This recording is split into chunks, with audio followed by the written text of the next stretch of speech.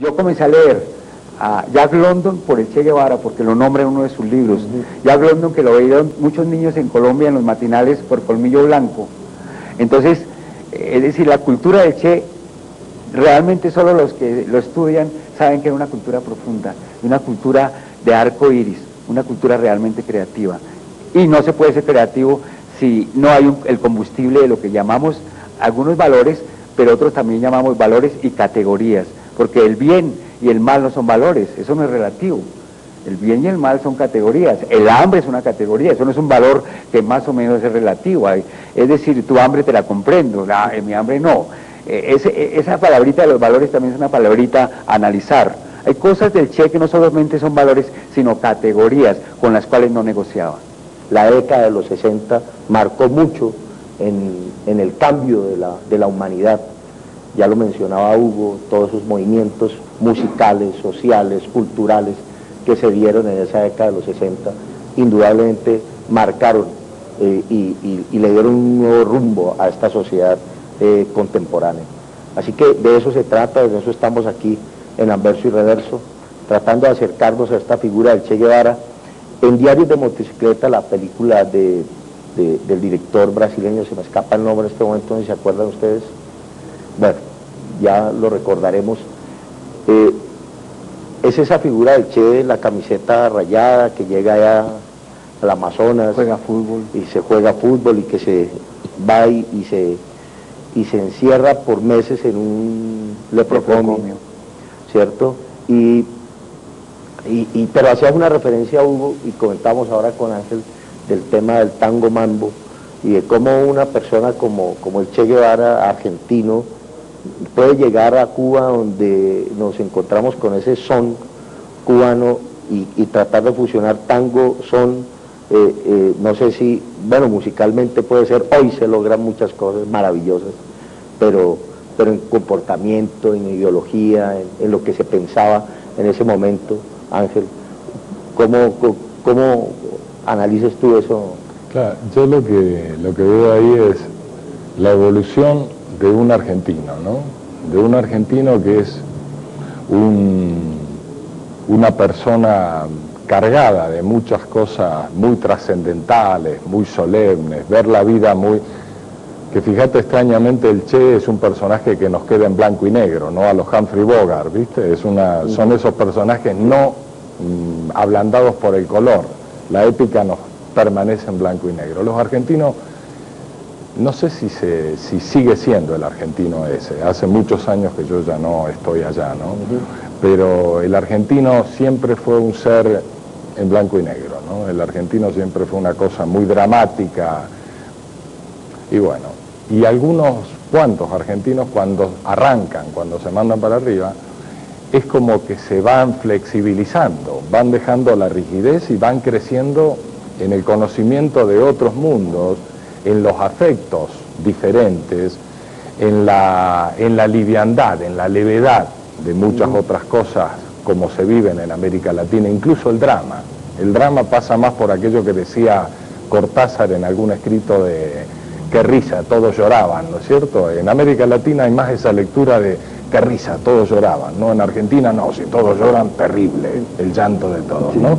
Y ese tango mambo, yo lo diría al revés, ¿no es cierto? Ese tango mambo es el hombre que sale del drama, del tango, de la carga, de la cosa, para aplastarnos, ¿no es cierto? Y empieza a darse cuenta de que nada es tan terrible y que todo puede ser mucho más hermoso, y que uno puede hacer crecer la flexibilidad y sacar del cuerpo el baile, ¿no? Sacar del cuerpo la danza. Aquella historia de Meyler y de tantos de los hombres duros no bailan, ¿no es cierto? Y sí, en general los hombres... Fidel, que es otro duro, ¿no es cierto? Creo que Fidel es más argentino de lo que fue evolucionando el Che.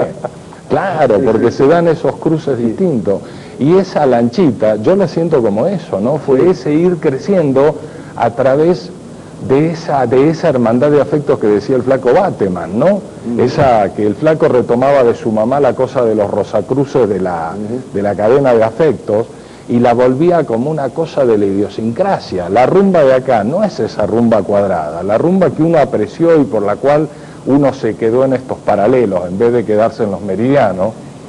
Creo que fue la rumba esa que te mostró que el mundo podía ser un mundo de entrega constante y de flexibilidad constante, de adaptarnos constantemente a cosas más bonitas y permitir que esas nos nutrieran y que a través de nosotros se convirtieran en otras cosas. Yo creo que el Che se entregó a eso y eso funcionó adentro de él. Y cuando el Che muere, que es, fíjate, vuelvo a la historieta, ¿no? Al parentesco con el Cristo, ¿no? Esa imagen del Che tirado ahí en la lavandería esa de la escuelita. Cuando ves esa imagen final, ese Che es el resumen de un haber digerido tantos mundos, ¿no? De haber digerido aquella África de aquel momento postcolonial que era un desastre, ¿no es cierto? De haber digerido la lógica de los vietnamitas, que era hermosa. Creo que de las epopeyas lógicas más hermosas fue la del pueblo vietnamita. Y lo que llega, hace poco yo estuve en Vietnam y estuve en Camboya, y lo que produjo aquella épica en los vietnamitas hoy, la claridad que tienen frente al mundo los vietnamitas, frente al dolor que tienen encima los camboyanos, que la ligaron de otra manera, ¿no es cierto? Bueno, creo que el Che, le estoy armando una ensalada media rara acá, ¿no? Pero creo que el Che a través de todo esto, cuando llega a ese momento final, que de algún modo él se siente solo. Yo siento que en ese momento final él vuelve un poco a la Argentina, realmente se aproxima geográficamente y en su alma por muchas cosas emerge otra vez aquella Argentina, aquel Rosario, que también hay que pensar en eso. Rosario es un puerto de río, esas son melancolías muy especiales. Un puerto sobre el mar es un mundo abierto, ¿no es cierto? Es un gran horizonte y es mucha aventura. Un puerto sobre el río es otra historia. Más limitado, claro. Claro, es otra historia. Tiene sus cosas bonitas, Rosario tiene sus cosas interesantes, pero es un puerto sobre el río. La melancolía es más. Y creo que al Che, también en un espacio mediterráneo, cerrado, fuera de los grandes horizontes, como le toque, cada vez sintiéndose más solo, y le emerge otra vez el tango en el ser del Che. Creo que hay un recorrido, ¿no? Un anillo que se va cerrando en el Che. Me parece que parte de lo que es el Che como fuerza, como personaje fuerte, tiene que ver porque es un anillo, es un hombre que se entregó y vivió la integridad de su ser. Siento eso, ¿no? Ángel, ese Che ícono, esa imagen del Che ícono, ¿por qué llegó a perdurar tanto? ¿Por qué es tan arraigada? Y aún en los jóvenes que incluso ni siquiera se han leído un pequeño texto del Che, pero se ponen una camiseta con la efigie del Che. Hasta jarlistas. Sí, hasta jarlistas, sí. Sí, sí. Yo pienso que es producto de una época donde no hay cosas fuertes, primero, y donde la gente se agarra de cosas que en el fondo no comprende mucho, pero siente que tienen ese poder, esa fuerza de la cual se carece en la vida cotidiana, por un lado. Por otro lado, porque siento que esa imagen está impregnada de esa magia que decíamos hace un rato, que sigue trabajando, esa corriente futura, de profunda digo, o esa corriente debajo de la otra corriente, de la aparente, ¿no es cierto? Y la gente digamos, no lo comprende racionalmente, sino que lo siente. Y creo que hace contacto por eso. Y porque finalmente hay una cosa, que es el Che, por su vida, por su kilometraje. Ahí sí aparece una frase una vez en una película esta de Indiana Jones, una chica le dice, se te notan los años, y él dice, no son los años, es el kilometraje, ¿viste? Va. Entonces yo creo que ese kilometraje que hubo al interior del Che produce un ser muy hermoso, porque la belleza no es una belleza estática, la belleza es una dinámica de belleza, ¿no es cierto? Uno vive y hace crecer la belleza a través de su vida, o la opaca y la vuelve un monigote, ¿cierto? Qué sé yo, el chico este Jackson, ¿no es cierto? Que cuando era chiquito, cuando era un niñito de aquel grupo de los 5 hermanitos, era un niñito hermosísimo, y uno lo ve cómo se transforma en un desastre. El Che, uno ve cómo de un niño hermoso, lo que tenías en el video del principio, crece a un ser hermoso, a un hombre grande en su belleza, y eso se construye a través de una forma de vivir.